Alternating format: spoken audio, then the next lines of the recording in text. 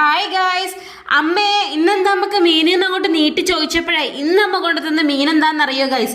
ഇന്ന് ഞാൻ കുറച്ചായിട്ട് കാണിക്കാത്തൊരു മീനാണ് കേട്ടോ. നമ്മളെ ഞെണ്ടുകുട്ടന്മാരെയാണ് കേട്ടോ. അപ്പൊ ഇന്നിതാ വെറും 2 ഞണ്ട് ഒപ്പിച്ചിട്ട് കിട്ടിയിട്ടുണ്ട് കേട്ടോ. അപ്പൊ ഇതുകൊണ്ട് എന്താ കറി ഉണ്ടാക്കിയാലും ഫ്രൈ ഉണ്ടാക്കിയാലും ഒന്ന് എവിടെ തികയാനല്ലേ? അപ്പൊ ഞാൻ വിചാരിച്ചു ഇന്ന് ഇതുകൊണ്ടൊരു വെറൈറ്റി സാധനം, വെറൈറ്റി എന്ന് വെച്ചാൽ അങ്ങനെ എപ്പോഴും ഉണ്ടാക്കാത്ത സാധനം ആയതുകൊണ്ട് ഇത് വെറൈറ്റി ആണ് കേട്ടോ. നമുക്ക് ഈ ഞെണ്ടുകുട്ടന്മാരെ ഒന്ന് പൊരിച്ചെടുക്കാം കേട്ടോ. കണ്ടപ്പോൾ തന്നെ ഒരു വെറൈറ്റി പോലെ തോന്നി കേട്ടോ.